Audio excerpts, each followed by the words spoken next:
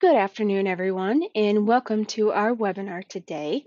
We're excited to have our very own Mitzi Ridley presenting on BC Intercompany and Consolidations, the good, the bad, and the benefits. And I know you're all eager to get started with the presentation, so before I pass it over to Mitzi, as a reminder, we are recording this webinar, and it will be posted to our on-demand webinar library for you to review again or share with anyone. And if you do have any questions along the way, please feel free to type them in the questions box and we will get them answered during our Q&A time at the end of our session. So now I'm going to pass it on over to Mitzi to kick off our presentation. Thank you, Angie. Welcome, everybody, and thank you for joining us today. As Angie mentioned, my name is Mitzi Ridley, and I'm a Senior Application Consultant here with Innovia. Our agenda today, we are going to cover Intercompany and Consolidation Setup, Intercompany Standard Processes, Consolidations, and Eliminations. First off, what are the benefits of using the Intercompany functionality in Business Central? Per Microsoft, the four main benefits of intercompany functionality are increased productivity as a result of time saved and simplified transactions, minimized error potential with one-time entry for information and system-wide automated updates, complete audit trail and full visibility into business activities and transaction histories, along with efficient, cost-effective transactions with affiliate and subsidiary companies.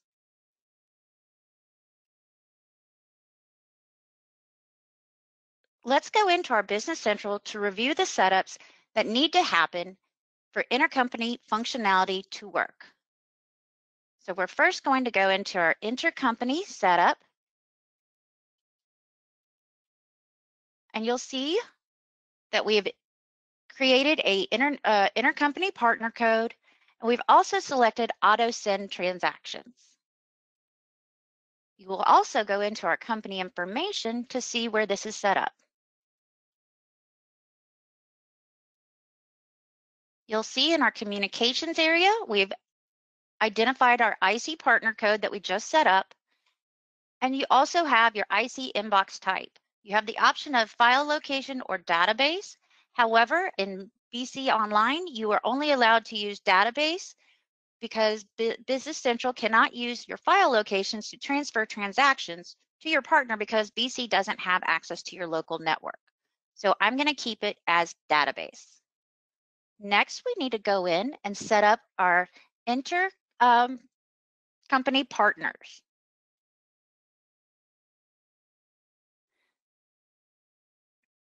Each company that we wish to do transactions with in our Business Central environment will each need to be set up as an IC partner in each company. You'll see I have already established our partners. You'll see we've got a code that we've created, a name. You'll see that if you do transact in different currencies in different companies, you would have the different currency codes. Again, it populated our transfer type. And in the company name, this is where you tie it to your actual company. These are all the companies in my database. So I selected Ignite and I hit OK. I can mark this to auto accept transactions, but for now I'm not in this area. You can also block your partner if you want to stop doing transactions between them. You also have in our sales and transactions, the customer number that is, or vendor number that has already been established, the receivables or payables account. And if you have item transactions doing inventory from company to company, you can either use your internal number, meaning it's the same item code between both companies, if there's a common item number, and also a cross-reference. You also can establish dimensions if you want to set that on the intercompany transactions if you're using dimension codes linked to the transactions. As you saw, I already had the customer and vendor set, so let's just look at those real quick. On the customers, you'll note that I have two customers, and we have the same situation on the vendor side. And this is where you would set it if you just created the customer and wanted to already had the partner code set. So this is where it ties in, so it identifies the transactions going back and forth. Next, we're going to want to set up our intercompany chart of accounts.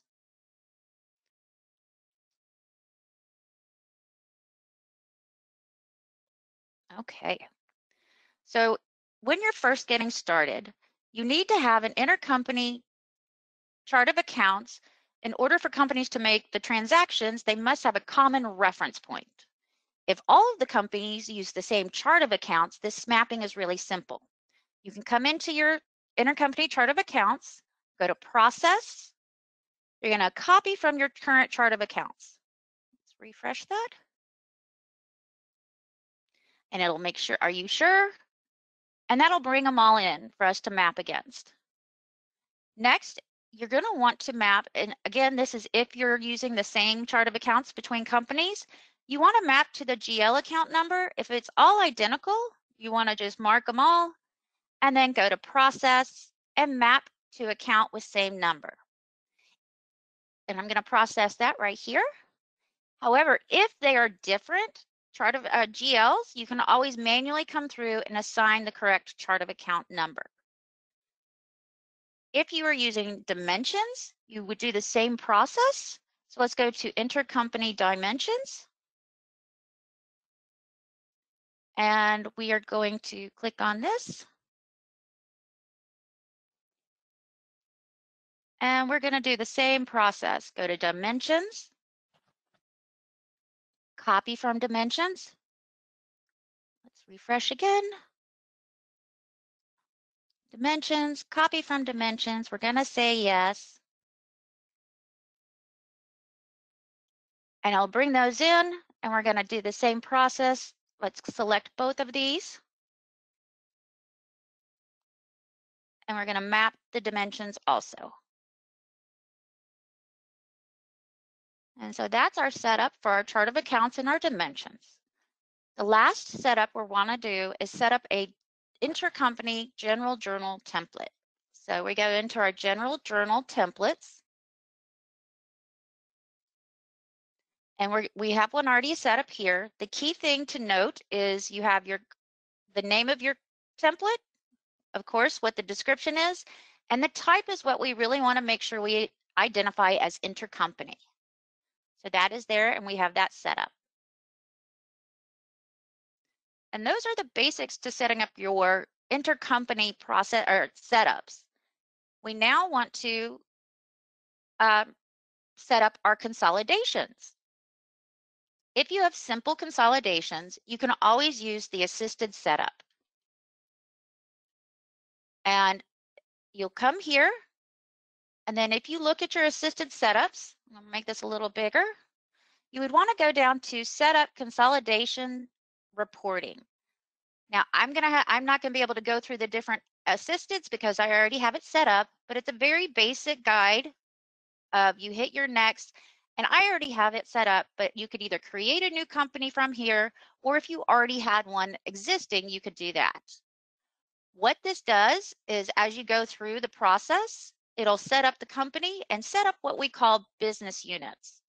This is the main setup that goes through there, and this is my consolidation company right here. I have Team Consolidation. And the process of setting up the consolidations established what we call our business units. So this is what they are here, and that's what I would have set up during that process. So each business unit is, of course, associated to one of the companies. We just gave it a certain code, and we have where it's tied to our actual companies, very similar to our intercompany partners. You, of course, can report in a different currency. And if you have exchange rates or currency codes, that's where you're going to want to set up your different GLs to where it's going to map to the different gains and losses and exchange rate challenges. If you want this company to be consolidated, you would always keep this as a clicked yes. The percentage of consolidation is a nice feature that is here. If you only partially own one of the companies or more, you can enter the percentage of the company to consolidate. You also have the option here of starting and ending date to make sure your company is in compliance with GAAP rules concerning the fiscal periods of business units versus the parent company. So if things are a little different per company, you have this ability to do that. This last area is just your data source, file format, and last run. Now that all of our setups for both consolidations and intercompany are done, let's do a transaction. So I'm back into one of my transacting companies. We're going to go to a sales order. So I have already issued a sales order to my team Ignite. So you enter it just like you do any other sales process. You just select that customer code that we had from our customer list, and you enter it just as normal.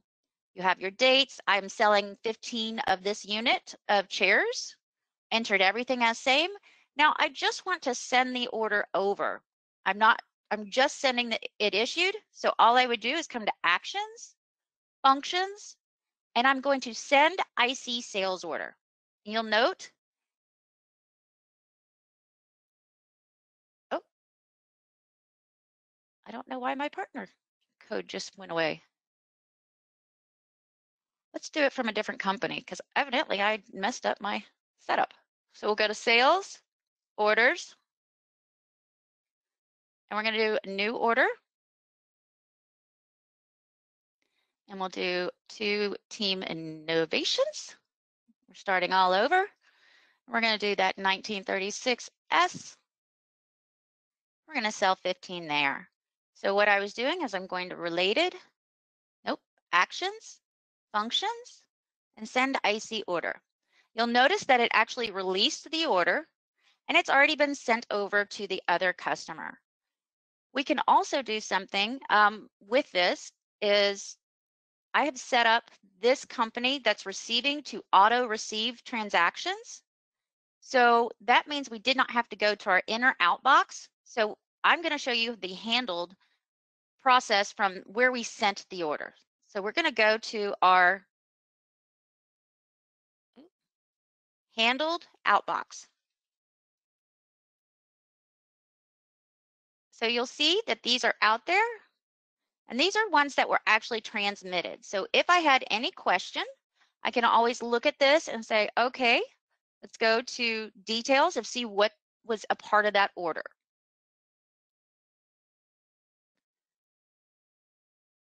And you'll see the details here. This is actually a previous transaction where I received it. So let's go over to our innovations. I have just a separate tab. Normally, this company is set to auto receive, but let's see if there's anything in our inbox. You'll note that there isn't anything in our inbox because that auto accept of transactions is set for this one company, as we saw in our setup. You would see it here, and I'll show you how to work with the inbox on another transaction, which is set right here to auto send, and on the partner to auto accept. So now we want to process the purchase order because it's already been populated. You'll see down here that the Team Ignite order has come in. It's ready for us to work with. We can then post receive it. If it's already come to us, you can post receive and move forward with your invoice or with your regular processes. You can then come into Team Ignite and process our sales order to finish it, and it'll again process that sales order and send the finished document to the other company's inbox also. So we're going to come here, put a document number here. We're just going to post. Let's go ahead and ship an invoice. Now the shipping does not send anything. It is just when you do the post invoice. So we come over here, we would process this, but we can also see where we have the purchase invoice has also populated here. And that's for our 15 chairs. It's got our vendor invoice number, and you can finish out this whole process. Another way to record transactions in our Business Central is to use the journals. So we have that intercompany general journal we set up. So I actually have entered two processes here. I'm sending a rent expense to both customers of Team and Vendor of Endeavor and Innovations. And so what we're going to do is come in here. If everything matches up, because you'll see we have our GL account number, and we also bill it to the customer as our balance account because we want to ensure that it goes to that payables and receivables to offset. So again, all we're going to do is come in here and post. And let me go to my chart of accounts.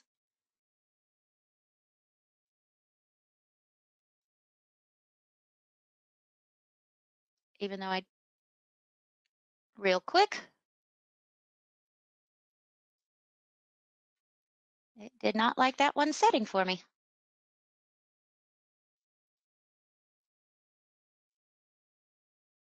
And now let's go back to our journal. And let's try one more time.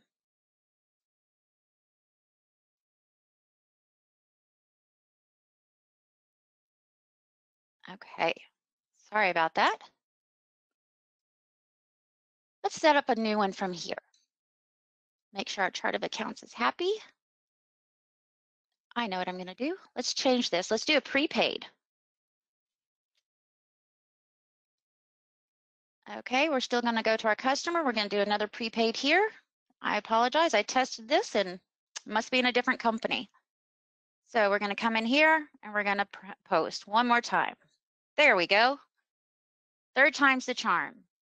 So if we come over here, we're going to look at the inbound from this. How I told you we handle our inbox if we don't auto accept. You'll see this is where the journal came in. From here, again, I can sit there and look at the different areas. If I wanted to see the details, I can. Details right here. I can see what is going to happen. It's going to hit the vendor, which is the other side of the company, to Ignite, and the GL account to a rent expense. So then what I have the options of doing is with this highlighted, I can come in here and click accept. Or if I had it in a group of lines, I could do it action by action here and then come back into the functions and hit complete line actions. So we're going to just click accept on this one and you'll see the complete IC box action. You have to identify what journal we want to go into. So we have a document date, which you should already populate. I don't want to replace the posting date, and you'll see the transactions are here. I'm going to hit OK, and we should be able to find this in our intercompany general journal now. Actually, no, it already processed it for us. So those are the way we can actually do our different types of journals or transactions between the three or more different companies. The next step we want to do is to consolidate at the month end to see the overview of all of our companies here. So what you're going to do is come into our consolidation company. We'll go back to our business units. And then we want to test our consolidations. So what we're going to do is go to our actions, functions, and we're going to test database. So we'll see about doing 03, 01, 19, 03, 30, 19, because that's where I have some data. I'm going to select this business unit, and I just want to preview to make sure that my GLs are all mapped correctly. So with that test happening, we're then going to want to come and go function and run consolidations. I'm going to select the same date range, and my document number is here, and I want to select which business unit I'm consolidating for, which is my Team Endeavor, and I'll click OK. It prompts me to ask, am I sure this is the period I want to do? And I'll click yes. And then we're going to have our ability to run our trial balance for the consolidations. And let's preview this.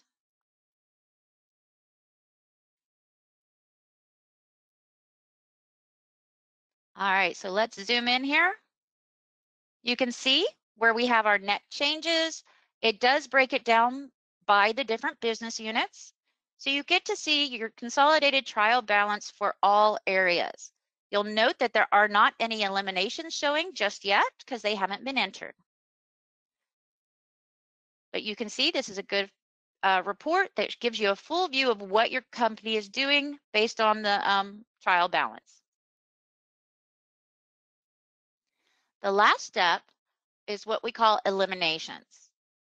After you've consolidated all of your companies, you must find any transactions that are recorded more than once across companies and then post elimination entries to remove them. However, in Business Central, it is not an automated process yet.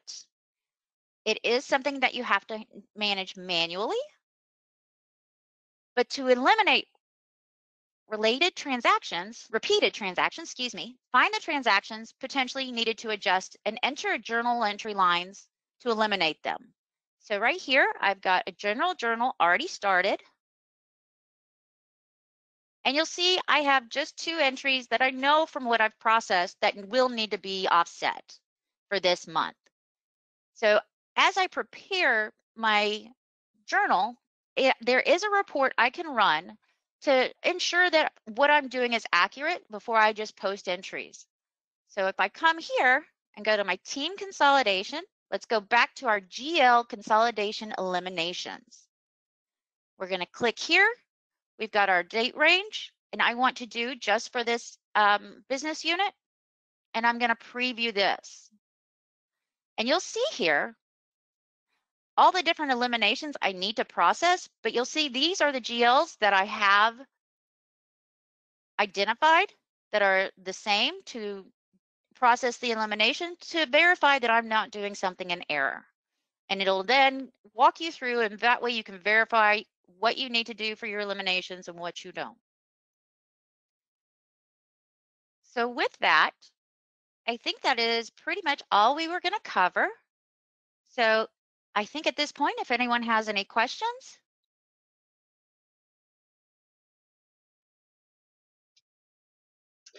Currently, Mitzi, nothing has come through, but if anybody does, please feel free to go ahead and type them in so we can get them addressed. While we're waiting, I'll just go over a couple of points of interest. We do have a new round of training workshops for you and your team members to attend. So visit our training workshop page at inovia.com/workshops for more information and to register for the training workshop that fits your role. And we do have more webinars coming up. This Thursday, we have 2 more of our very own employees, Mary Malone and Gary Harpenow, presenting on planning for BC success, strategies and tactics for engagement and training. And also on Thursday in the afternoon, we have our very own Will Mercado, who will be presenting on cash management, making, receiving payments, and reconciling the bank.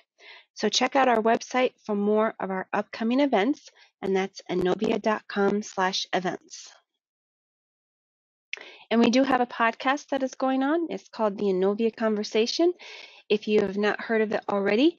And we just want to encourage you to listen to the selection that our hosts, Steve Waltz and Jeff Progolski, have provided to us. And you can find out about all the different podcast platforms to listen to on our podcast page, and that's inovia.com/podcast. Excuse me. So check out that selection and subscribe so you'll be notified when those new episodes air. All right, Mitzi, it doesn't look like any questions have come through. Thank you very much for presenting, and thank you everyone who took some time out to listen and watch this presentation from Mitzi. If you'd like to learn more and need to contact Mitzi, her information is up on the screen, or feel free to contact your account manager here at Inovia Consulting, and we would be more than happy to address any additional questions that you have. All right, well, thank you again, everyone, for attending, and we look forward to seeing you soon on another Inovia webinar.